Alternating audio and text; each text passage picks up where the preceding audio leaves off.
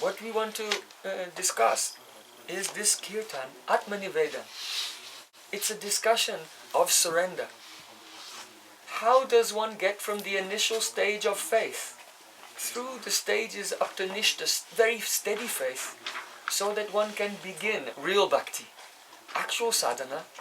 So this development comes with our progressive sharnagati, progressive spirit of surrender.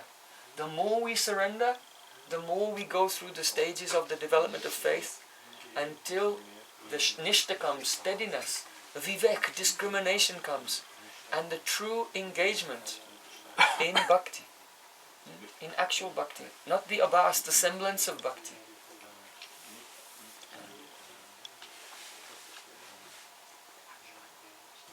So, here in this Kirtan, Srila Bhaktivinoda Thakura said, Atma Nivedana tu apadipuri. My Lord, since I gave my heart to you, since I was inspired by the association of saints to say, my Lord, now I know everything is yours, nothing is mine. Even my body is yours, my senses are yours, my mind is yours. No, Atma Nivedana. Even my own soul does not belong to me. My soul does not belong to me. It belongs to you. This is Atma Nivedana. The moment I adopted this spirit, then Hoinu Paramasuki, I became filled with joy. Dukkha duregalo means all anxiety and worry went far away. Chaudike Ananda, and everywhere I look I see happiness. In all directions I see happiness. Ashokabhai Amrita Adara, O Krishna, your two lotus feet. It's a bit strange when people first come to devotional service and they hear all this talk about lotus feet, lotus feet, lotus feet. What's this obsession with feet?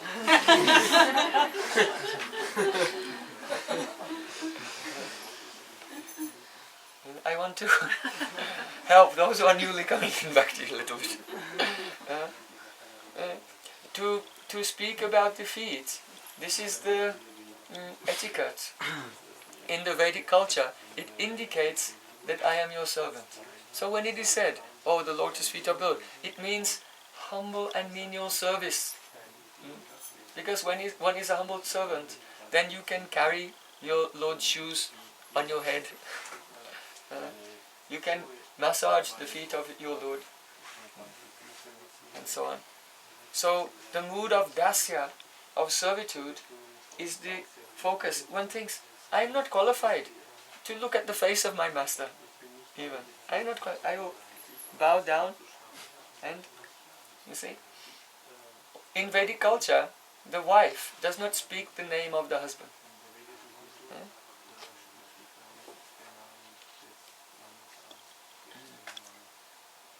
She may say Aryaputra, means, oh, the son of a nobleman.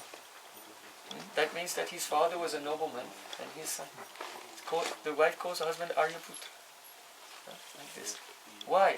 Because it's considered where there's respect, or also sometimes where there is love.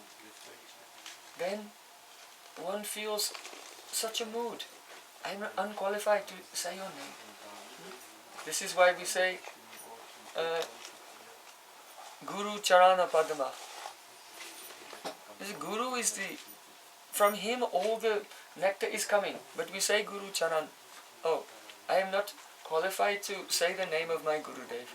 I say Guru Charan, the feet of Guru. Like this. In Rasa Leela, when Krishna disappeared, then Brajit Gopi said, Kachit Tulsi Kalyani Govinda Charna Priya. Oh Tulsi, you are so dear to Govinda Charan, the feet of Govinda. Indicating that such respect for Krishna now he's disappeared. You know that some Dasya Bhav comes. It is not Dasya Ras, but is an element of Dasya Bhav included in Madhurya Rasa. In separation.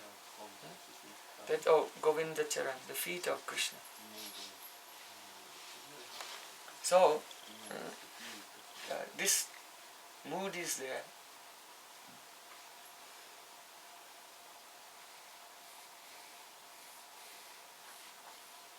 Ashokabhayamrita adai tomaratyarna dvai.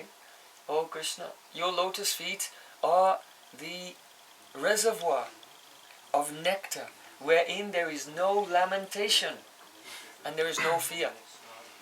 You can put your hand on your heart and think, do you lament? Oh, I wish this wasn't like this. I wish it wasn't raining.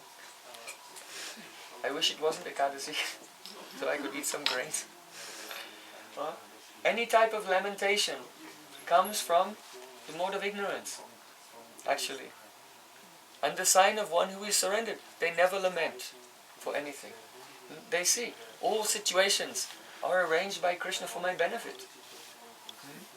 So, Tohete Ekon Vishrana Labhya. Oh Krishna, since I took shelter of your lotus feet, now I have a rest.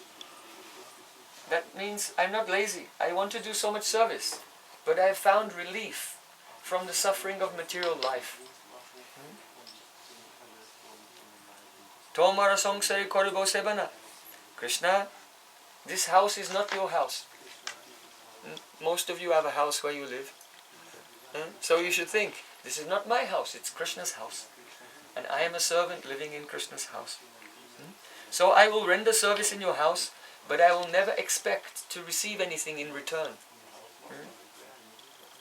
I will endeavor only for your happiness, Krishna. And in each moment as I am serving you, I remember your lotus feet, your qualities, with great attachment. Oh Krishna, as I am serving you, whatever problem comes, whatever misery comes to me, I will embrace that suffering. I will embrace that problem. I will embrace that misery. Oh, you are my greatest happiness.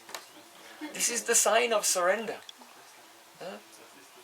Like Kunti Devi prayed, Vipata Santu Yasasvat Tatta Tatta Jagat Guru. Oh Krishna, I pray, send more problems, more calamities.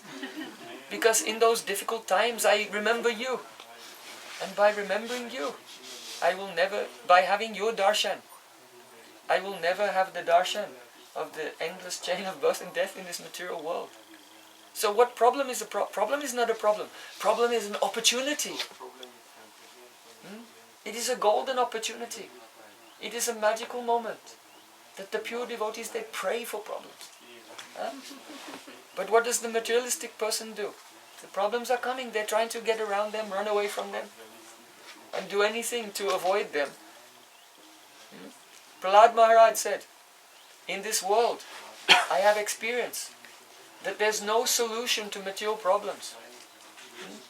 I think that the material answers to the material problems are more dangerous than the problems themselves. Because when you take a material solution to a problem, you will find that that solution makes two more problems.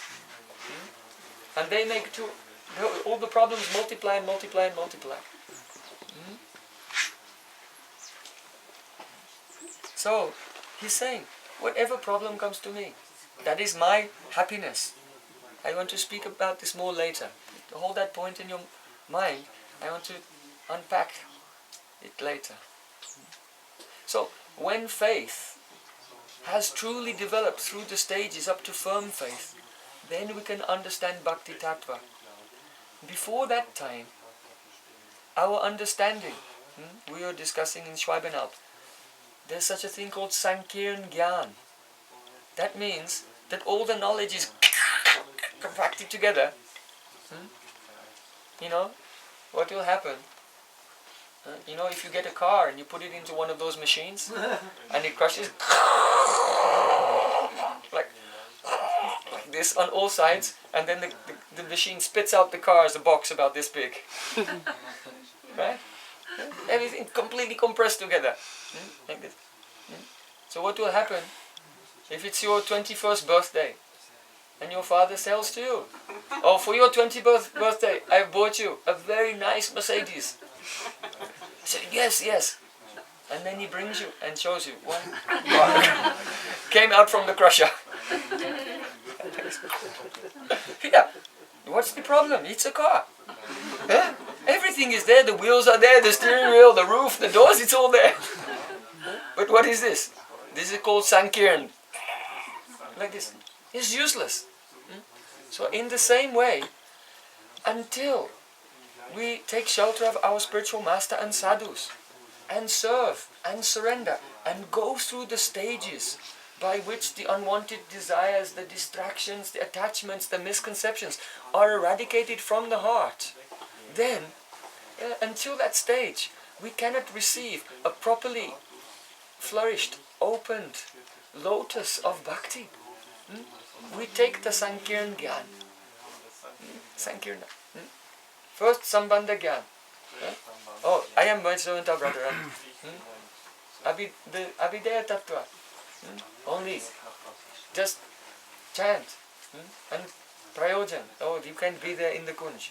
Everything comes back. Like this. From this, you cannot do anything with this. This is why our acharyas, who have vivek, have opened out completely each minute stage. If you familiarize yourself, if you will internally digest each stage one by one, then what is Radhika, what is Krishna, what it means to serve them, it will be the transcendental reality. Only thinking of it, your hairs will stand on end and begin to tremble. But if you will not develop first the Shraddha, and then that is the eligibility to enter into transcendental bhakti, then everything will be crushed, all Sankirtan, crushed together. And it becomes imitation of the real process. So, here Srila Bhaktivinoda Thakura is saying, Purva itihasa bulinu sakala Toma seva dukkha ho jate. Oh my Lord, seva sukha dukkha paramasampad nasha avidya dukkha. When I'm serving you, sometimes some pleasure comes, sometimes some misery comes, but I see them both as the same. I see them both as the same. By suffering, my impious karmas are finished.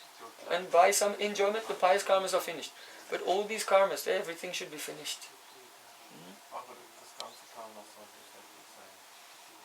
The worldly enjoyment of the senses, the devotee has no taste in this.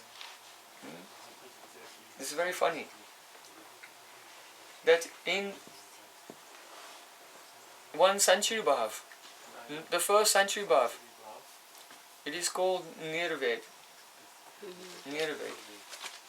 So this Nirved, Rupa Goswami has given it first. It means disappointment and self-criticism and indifference. All these are included in the state of Nirved. So, in Shantaras, this is considered to be the Sthayi Bhav, actually. The indifference to everything. But in Shantaras, in the peaceful mood, it's also a Sanchari Bhav. So Sanchari Bhav means a wave of emotion that nourishes your mood.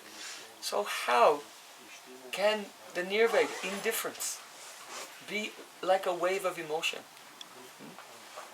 You cannot say, I was overwhelmed with indifference. So what does it mean? It means, the Acharyas described that when a saint is in the peaceful mood, the Shantarasa, and some great success comes, that increases his indifference. He was already indifferent to the world. And then someone came and said, oh, I would like to give you a beautiful ashram, 100 acres, in Hawaii, with 1,000 cows.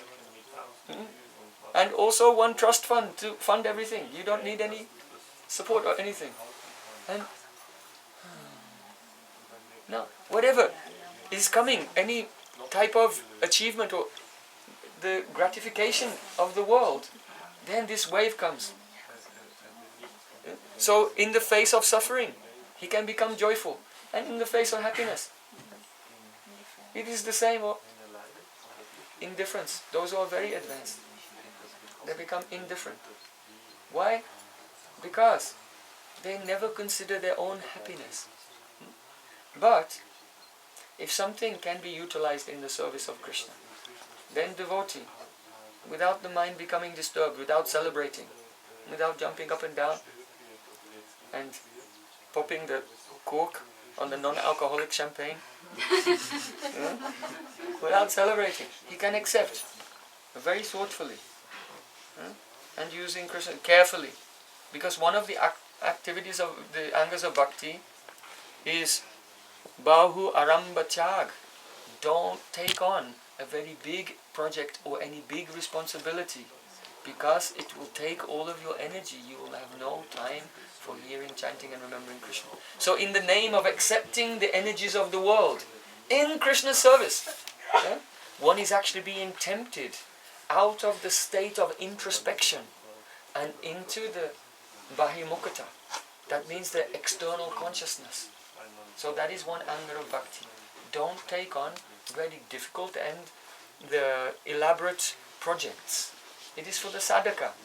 We see our great saints like Prabhupada, they took on so many things.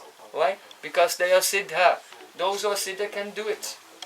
But those who are sadhaka can spoil their spiritual life. So, here Srila Bhaktivinoda Thakura is saying, Purva itihasa bulinu sakala seva sukha payamane. In the happiness of serving you, Krishna, I totally forgot my own history. What I did in my past, I cannot remember anymore. Why is that? Because the ahankar, the ego, the sanskars, the impressions of the material world, these are all contamination of the chitta. When chitta becomes nirvikar, then these impressions subside. Three things go away. Dravya, kriya, karaka, kya, duttva, yantya puna bhavan. In the 12th canto, there Sutta Goswami explains, when the consciousness, duttva, after the consciousness is clean, you will not go in the chain of endless birth and death again. And what is it cleansed of? Duttva yantya puna bhavan. It's cleansed of three things: dravya, kriya, and karaka. Dravya means the impressions in your mind of the sense objects, the tastes, the smells, the softness, the sounds of the material world. Just forget. To go away. Dravya, kriya. Kriya means the impression of motion. You see? Now we get up and we run here and there. But actually soul is not doing anything. Soul is not going anywhere. So the impression of being in motion, in physical space. Finished. And karaka. You see, when we think about the purity of mind, the standard is quite high. Karaka means ego. That I am the doer.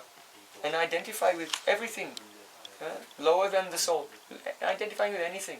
Mind, intelligence, physical body, country, family members, your own past. So, all of these are the contaminations in the chitta, like imprints, impressions in the sand. So by practicing bhakti, by surrendering, it is like sarvapna snapanam param. You know, there are many footprints on the beach, but when the ocean comes in and goes out again, the sand is all smooth again. So when the waves of Nam Sankirtan wash over your mind, then afterwards the impressions have been sarvatma snapanam. They've been washed away. Like this.